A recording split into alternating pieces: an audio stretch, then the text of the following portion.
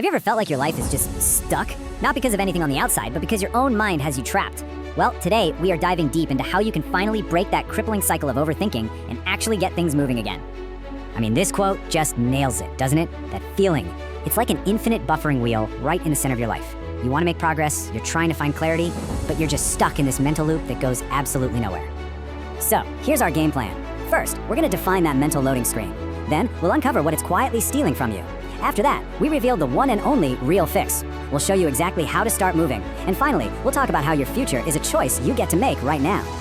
Okay, first things first, let's get a really clear picture of the enemy. What exactly is this mental loading screen that we all get stuck on from time to time?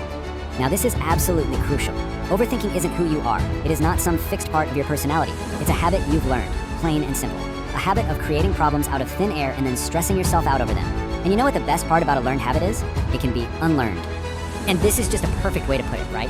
You become the writer, the director, and the star of this super dramatic series that runs for seasons inside your own head, but the plot never actually moves forward. Every single episode just fades to black with you doing nothing. But here's the thing. This habit, it has a very real cost. You can think of overthinking as a silent thief, and believe me, it is stealing way more from you than you probably realize. And we're not talking about abstract ideas here. This is concrete stuff. It steals your time in hours, days, even years. It slowly chips away at your confidence until you second-guess everything. It absolutely drains your energy. And maybe worst of all, it makes you give up on opportunities before you even give them a shot. And we all have that go-to excuse, don't we? We dress it up as something responsible. We say, oh, I'm just thinking it through, or I'm being strategic, or I just need to weigh all the options. But let's just get real for a second. Here's the tough love. It's not caution, it's fear. You're using thinking as a shield, as a way to hide from the simple possibility that you might fail, or be embarrassed, or face rejection.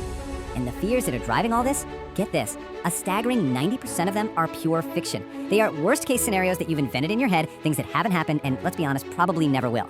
You are literally being held hostage by your own imagination. Okay, so we've defined the problem, we've seen the damage it causes. Now, for the turning point. What is the one true antidote to all of this paralysis? That's it, the whole cure, right there in one word. The solution isn't to think more. It's not waiting for some magical lightning bolt of motivation to strike you. It is simply action. The very second you physically move, the fear starts to lose its grip. Now, this slide is so important because it draws a hard line in the sand. Things like waiting for motivation or reading inspiring quotes, they can feel productive, right? But so often, they're just more sophisticated ways to delay.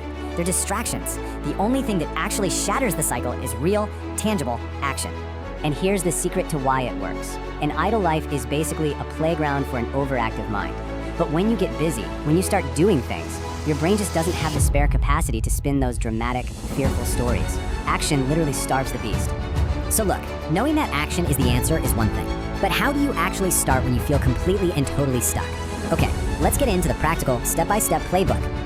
It starts really, really simple. First, just do the small tasks. Send that email, make that one phone call, wash your dish. Any tiny movement breaks the spell of an action and starts to build a little momentum. Second, write your thoughts down. Get them out of your head and onto a piece of paper. You'll be amazed how illogical they look. And third, you have to face the fear head on by asking one single question. And this is that hard question. I want you to really honestly think about it. For whatever you're overthinking right now, if that thing you're so terrified of actually happened, would it be the absolute end of you? Would it completely destroy your life? And here's the beautiful, profound truth. The answer is almost always a clear, simple no.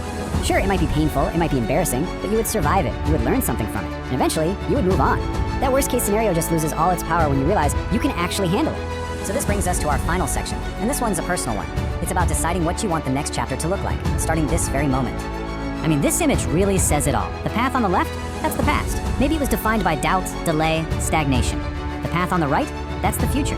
And the key thing to realize is that if you keep doing the same things, you're just gonna get more of the past. The future you want is built by choosing a new path, a path of action. Look, if you take only one single thing away from this whole explainer, please let it be this. You cannot think your way to clarity. It's impossible. You'll never have all the answers before you start. Clarity isn't something you need before you act, it's the result of acting. And so that's where we'll leave it, with one final provocative question. This isn't theoretical, this is a challenge. Forget about the 5-year plan for a minute. What is the one simple, small action that you are going to take today to break the loop and start moving forward?